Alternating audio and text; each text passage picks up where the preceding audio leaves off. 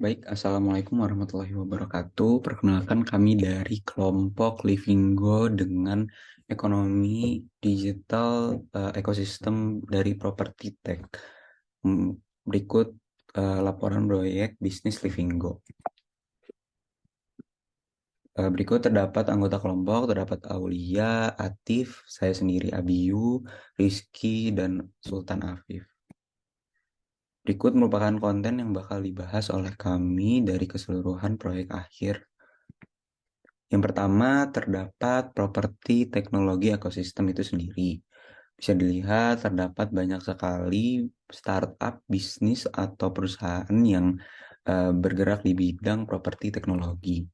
Jadi, bisnis proses dan teknologi yang ada di properti teknologi itu beririsan nih dari mulai smart real estate, contact, shared economy, real estate fintech, dan fintech itu sendiri. Jadi property tech itu merupakan irisan nih dari banyak bidang-bidang dari financial technology dan share economy dan lain sebagainya.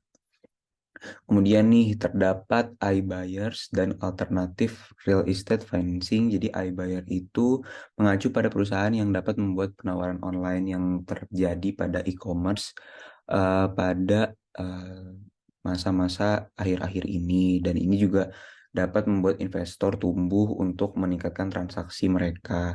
Kemudian juga alternatif real estate financing. Jadi juga terdapat opsi tambahan dari real estate financing gitu. Jadi kayak bisa bikin bisnis real estate dan keuangannya menggunakan dari properti teknologi. Jadi tadi bisa menggunakan pinjaman untuk investasi properti, dan juga bisa nih blockchain dan tokenisasi aset real estate melalui properti teknologi. Kemudian nih PropTech opportunity atau kesempatan. Jadi di Indonesia ini banyak gitu ya market yang menjanjikan untuk menaikkan ekonominya, karena ya udah sesuai dengan growth dari market itu sendiri dalam beberapa tahun terakhir menunjukkan kenaikan. Kemudian juga terdapat market dari yang middle class urban Indonesia gitu. Jadi kayak anak-anak muda, yang pasangan muda itu memiliki keinginan untuk memiliki properti pribadi melalui properti teknologi.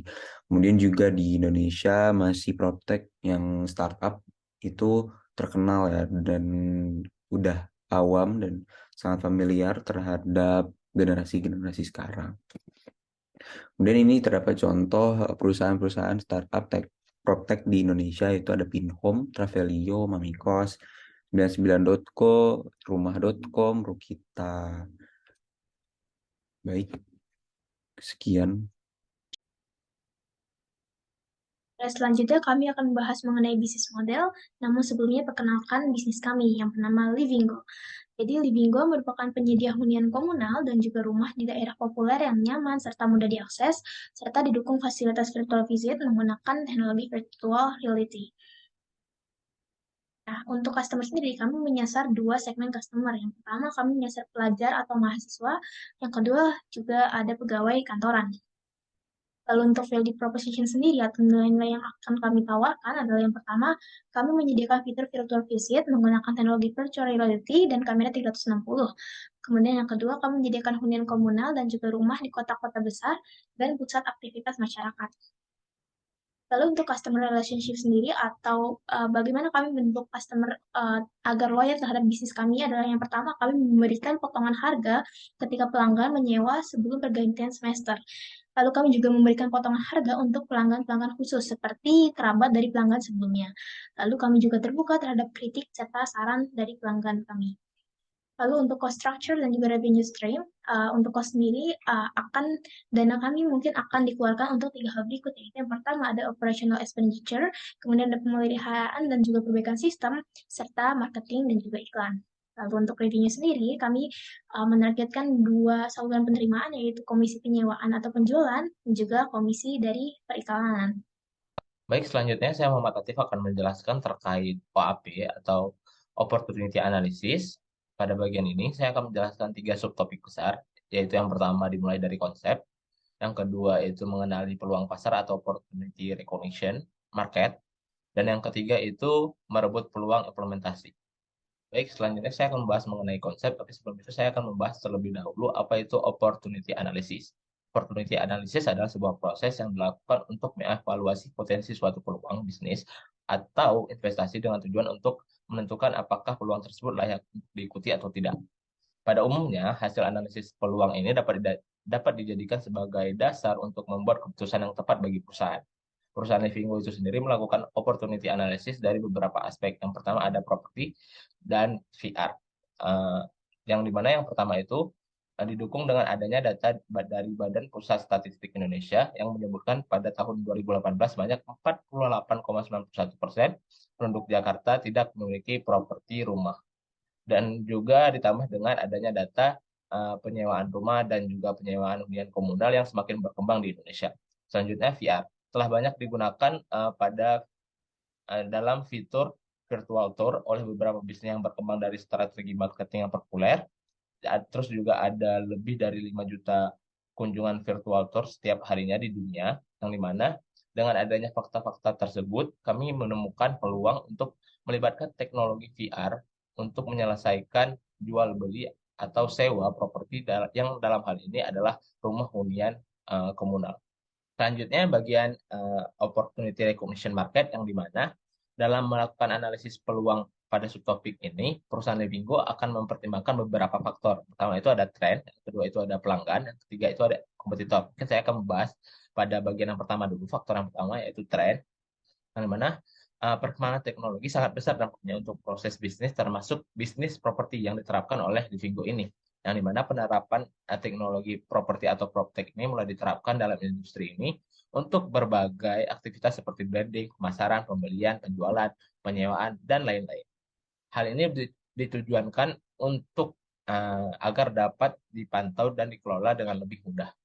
Tren pasar ini juga menjadi salah satu faktor terjadinya digitalisasi ini. Sehingga ini juga menyebabkan munculnya jawaban atas dua tantangan besar di industri ini, yaitu yang pertama ada efisiensi dan yang kedua ada kompetensi atau quality service. Selanjutnya faktor kedua yaitu pelanggan. Berdasarkan perspektif fitur yang ditawarkan dan kebutuhan dari target pasar yang sesuai, di mana pelanggan tidak mengetahui kebutuhan mereka dalam aplikasi yang ditawarkan oleh Livinggo. Untuk target pasarnya itu sendiri terbagi menjadi dua. Yang pertama ada pelajar atau mahasiswa, yang dimana pelajar mahasiswa ini memiliki kebutuhan dalam hunian komunal dan memiliki jarak yang jauh untuk menjangkaunya. Untuk yang kedua yaitu pegawai kantoran, yang dimana pegawai kantoran ini tidak memiliki banyak waktu dalam memilih hunian komunal, tetapi memiliki banyak opsi. Nah, selanjutnya bagian how to reach customer. Untuk bagian how to reach customer ini terbagi menjadi tiga. Yang pertama itu ada online advertising atau sosial media melalui sosial media yang ada. Dan kemudian ada dari komunitas masyarakat. Dan yang ketiga dari situs web dari Livinggo itu sendiri. Lanjut, faktor yang ketiga yaitu kompetitor. Berikut adalah contoh-contoh kompetitor yang ada di PropTech seperti Mamikos, Fullcost, dan lain sebagainya. Kemudian di sini ada tren penjualan kompetitor. Yang pertama itu menurut survei yang dilakukan Matterport dan Redfin pada tahun 2020, sebanyak 82% pembeli rumah setuju bahwa 3D virtual tour memberikan representasi yang lebih akurat daripada foto 2D. Kemudian, yang kedua itu ada data penjualan startup Amigos yang telah mengalami kenaikan permintaan sewa kamar lebih dari 125% pada kuartal 1 2022. Kemudian, yang ketiga itu ada Rukita, yang dimana Rukita ini mencatat rata-rata pertumbuhan okupansi bulanan di seluruh unit yang mana mencapai 20%. Dan yang terakhir itu Travelio. Travelio ini mencatat pertumbuhan bisnis lebih dari 500% per tahun 2019. Nah, di sini kemudian selanjutnya ada keunggulan dari Livinggo dibandingkan dengan kompetitor lainnya. Yang pertama itu ada menawarkan hunian komunal dan rumah sekaligus, dan yang kedua itu menawarkan fitur virtual visit. Kemudian subtopik yang terakhir yaitu merebut peluang atau implementasi. Untuk subtopik ini akan dibagi menjadi beberapa pokok bahasan. Yang pertama itu ada mitra dan sekutu, yang kedua ada modal bisnis, yang ketiga ada risiko. Mungkin saya akan bahas yang bagian yang pertama terlebih dahulu yaitu mitra dan sekutu. Dalam mencapai tujuan perusahaan, Livinggo akan menjalin kerjasama dengan pemilik properti atau bangunan, yang mana properti dan bangunan ini merupakan salah satu sumber daya utama yang dibutuhkan oleh perusahaan. Oleh karena itu, perusahaan membutuhkan pihak ketiga, yaitu pemilik properti atau bangunan, untuk menyediakan properti mereka pada platform Livinggo. Nah, untuk bentuk kemitraannya itu sendiri adalah yang pertama perusahaan menghadirkan sistem. Yang kedua itu pemilik bangunan atau hunian komunal menyediakan propertinya pada platform Livinggo. Selanjutnya, model bisnis. Livinggo sendiri menggunakan institusi atau customer to customer marketplace dalam model bisnisnya. Adapun implementasi dari institusi marketplace ini adalah marketplace menjadi pihak ketiga untuk memberikan fasilitas transaksi antara pembeli dan pengguna yang mana ini dapat memberikan kenyamanan bagi pelanggan dalam melakukan transaksi. Selanjutnya bagian risiko. Dalam mengidentifikasi risiko yang mungkin terjadi, tim Livinggo tidak menggunakan framework atau dokumentaris manajemen plan secara formal. Pada proyek Livinggo ini, pengidentifikasian risiko akan dilakukan dengan dua cara, yaitu yang pertama melakukan brainstorming dengan tim sebelum menjalankan proyek, dan yang kedua pada saat proyek Livinggo ini berlangsung, seperti pada saat developer mengimplementasikan atau membuat VR tersebut. Risiko yang mungkin muncul pada proyek ini terbagi menjadi dua. Yang pertama, ada risiko yang sudah dari awal proyek akan muncul, dan yang kedua ada risiko yang ditentukan pada saat pengerjaan proyek sedang berlangsung. Kedua risiko ini akan dibahas bersama tim untuk menemukan solusi yang paling tepat berdasarkan pengalaman manajer dan masukan dari seluruh tim. Dan selanjutnya itu ada penentuan risk, penentuan prioritas risiko. Dalam menentukan prioritas risiko, kami menggunakan register dengan tujuan untuk mencatat rincian semua risiko yang telah teridentifikasi bersama dengan analisisnya untuk menentukan prioritas risiko dan rencana untuk bagaimana risiko akan diperlakukan. Dan kemudian ada risiko apa saja yang dapat terjadi. Untuk risiko yang dapat terjadi itu terbagi menjadi tiga. Yang pertama, terdapat error pada salah satu fitur VR. Dan yang kedua itu tidak dapat memenuhi target pasar. Dan yang ketiga itu terdapat isu terkait kualitas produk yang kurang baik. Oke, perkenalkan, nama saya Rizky Anugrah Ramadan, dan pembahasan berikutnya yaitu membahas mengenai financial statement. Pertama-tama, di sini saya ingin menjelaskan mengenai revenue projection pada perusahaan Livinggo. Pada tahun ke-0, tentunya belum ada transaksi yang masuk, belum ada pemasukan yang masuk kepada perusahaan.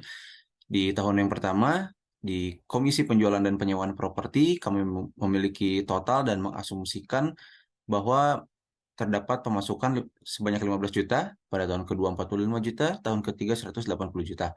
Pada Komisi Penyewaan Properti terdapat 3.500.000, tahun kedua 7 juta, dan tahun ketiga 40 juta. Berikut seterusnya. Di revenue projection ini memiliki net revenue di tahun yang pertama yaitu 18.800.000, di tahun kedua 53 juta, di tahun ketiga 221 juta sekian. Pembahasan selanjutnya yaitu mengenai expense projection, yaitu pengeluaran yang dikeluarkan oleh Livinggo, yaitu di total biaya marketing di tahun yang pertama yaitu 1.820.000, tahun kedua 1.750.000, dan seterusnya. Dan di expense projection ini memiliki total di tahun ke-0 pada saat memulai menjalani bisnis yaitu sebanyak 7 juta, di tahun pertama 16.520.000, di tahun kedua 64.450.000, di tahun ketiga kami mengasumsikan sebanyak 118 juta sekian. Selanjutnya terdapat cash flow, yaitu merupakan laporan proyeksi dari revenue dan expense. Di sini bisa dilihat terdapat cash received from dan cash paid for. Di tahun yang pertama, sudah saya sebutkan tadi, di Komisi Penjualan Properti sebanyak 15 juta, di tahun kedua 45 juta, di tahun ketiga 180 juta. Begitu juga pada expense projection-nya yang di sini digambarkan dengan berwarna merah, yaitu yang dimaksud minus. Selanjutnya terdapat profit and loss strategy. Profit and loss strategy berisi laporan keuangan yang memberikan ringkasan pendapatan, pengeluaran, dan laba dari perusahaan.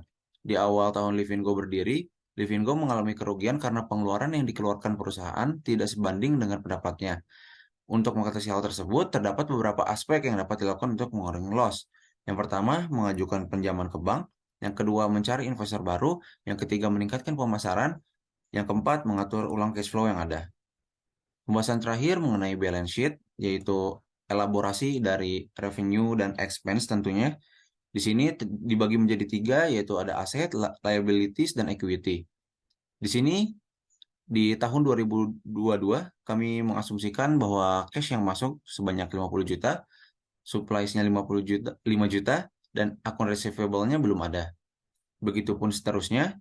Di sini saya menyebutkan total aset pada tahun 2022 sebanyak 70 juta, pada tahun 2023 183 juta, pada tahun 2024 332 juta.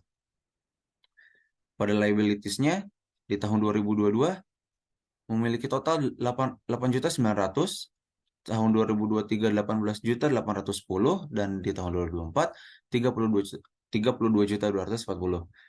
Total equity-nya di tahun 2022 111 juta 800, di tahun 2023 148 juta 280, di tahun 2024 304 juta 800. Baik, saya Sultan dan saya akan menjelaskan terkait analisis keterhubungan Livingo dengan isu-isu yang sedang hangat saat ini. Yang pertama adalah analisis teknologi. Livingo sebagai perusahaan yang bergerak di bidang properti teknologi tentunya tidak terlepas dari penggunaan teknologi dalam setiap tahapan pengembangan bisnisnya. Apalagi dengan Livingo yang menjual keunggulan utama yaitu pengguna tidak perlu datang ke properti secara langsung untuk bisa melihat dan mengecek kondisi properti. Nah, untuk mendukung keunggulan tersebut dibutuhkan beberapa teknologi. Yang pertama adalah virtual reality dan augmented reality. Nah, VR dan AR sendiri digunakan agar bisa menampilkan properti secara virtual kepada pengguna sebelum agar pengguna benar-benar bisa mengecek properti tersebut sebelum akhirnya pengguna memutuskan untuk bertransaksi. Nah, kemudian untuk mendukung VR dan AR dibutuhkan kamera 360 di mana nantinya kamera 360 akan digunakan untuk menangkap kondisi ruangan atau properti secara menyeluruh sehingga nantinya bisa ditampilkan oleh VR dan AR. Yang ketiga yang digunakan adalah motion sensor. Motion sensor atau sensor gerak digunakan agar benar-benar pengguna bisa merasakan pengalaman seolah-olah sedang berada di properti tersebut melalui gerakan-gerakannya, arah matanya yang kemudian ditangkap oleh motion sensor yang kemudian diolah dan virtual reality akan menampilkan sesuai kondisi gerakan arah mata dan kondisi gerakan tubuh lainnya. Yang terakhir adalah server dan database. Server dan database digunakan sebagai tempat penyimpanan serta tempat deployment dari keseluruhan fitur-fitur dan sistem dari Livingo sehingga nantinya pengguna bisa mengakses marketplace serta juga bisa menggunakan fitur dari virtual reality secara lancar untuk dalam bertransaksi untuk jual beli dan sewa properti. Selanjutnya adalah strategi menghadapi resesi. Seperti yang kita tahu, resesi saat ini menjadi isu yang hangat yang diperbincangkan di masyarakat karena diperkirakan pada tahun 2023 akan terjadi resesi secara global. Nah, Livingo sendiri sebagai perusahaan dan startup yang baru berkembang tentunya akan menjadi tantangan tersendiri karena saat ini juga Livingo sedang berusaha memperkuat posisi di pasar properti teknologi. Nah, oleh karena itu, namun ada beberapa hal yang bisa dilakukan oleh Livingo untuk tetap bisa berkembang di masa resesi ini. Yang pertama adalah tetap terhubung dengan pelanggan. Hal ini penting karena apa? Agar pelanggan tetap bisa loyal kepada Livingo dan tetap terus menggunakan platform Livingo. Hal yang dilakukan adalah dengan memberikan konten interaktif melalui setiap sosial medianya, melalui Instagram dan Twitter, serta juga Livingo menampung setiap feedback dari pelanggan sehingga dapat memberikan servis yang sesuai yang dibutuhkan oleh pelanggan. Yang kedua adalah menyusun strategi pemasaran yang efektif. Nah, caranya adalah dengan mempromosikan nilai-nilai dan keunggulan utama yang ada di Livingo seperti kemudahan bertransaksi dan juga yang kita bisa melihat properti secara virtual. Nah, kemudian promosi-promosi keunggulan tadi juga harus dibarengi dengan diskon dan promosi khusus agar pengguna semakin tertarik untuk bertransaksi di Livingo sendiri. Yang ketiga adalah fokus pada efisiensi operasi. Seperti yang kita tahu, ketika resesi terjadi, maka kemungkinan jumlah transaksi akan menurun sehingga sebisa mungkin perusahaan harus bisa mengurangi biaya overhead atau biaya operasional. Langkah yang dilakukan adalah dengan menjalankan operasional secara efektif dan juga menggunakan teknologi-teknologi yang lebih efisien dan lebih murah namun tetap memiliki fitur dan kemampuan yang sama dengan teknologi yang ada. Baik, yang terakhir adalah keterkaitan dari Livingo dengan iklim dan SDGs. Seperti yang kita tahu, Livingo ini dapat dikategorikan sebagai teknologi digital. Nah, berdasarkan World Economic Forum, 40% dari 400 eksekutif berbagai industri menyatakan bahwa keyakinan bahwa teknologi digital telah memberikan dampak positif pada tujuan keberlanjutan industri. Hal ini dapat terlihat dari semakin banyaknya industri startup yang kemudian menampung lebih banyak sumber daya manusia dan mengurangi tingkat pengangguran serta masifnya pembangunan infrastruktur teknologi dan juga peningkatan SDM agar mampu menggunakan teknologi digital yang digunakan oleh perusahaan-perusahaan teknologi. Nah, kemudian dapat dikatakan bahwasanya Livinggo sebagai perusahaan digital teknologi itu sangat berkaitan erat dengan SDGs, terutama dalam keberlanjutan industri. Yang kedua adalah diperkirakan 20% pengurangan emisi akan terjadi pada tahun 2050 ketika industri benar-benar sepenuhnya mengimplementasikan teknologi digital. Kenapa begitu? Karena dengan mengimplementasikan teknologi digital berarti terjadinya efisiensi industri, sehingga dengan adanya efisiensi industri berarti penggunaan karbon dalam industri akan semakin menurun, sehingga dapat dikatakan juga bahwasanya Livinggo sebagai teknologi digital juga cukup berperan dalam mengurangi emisi dan untuk iklim yang lebih baik ke depannya. Ya mungkin sekian saja dari saya dan mewakili kelompok saya. Terima kasih sudah menonton dari awal dari properti teknologi sampai akhir yang bagian analisis. Lebih dan kurang kami mohon maaf. Sekali lagi terima kasih dan selamat pagi, siang, sore, dan malam.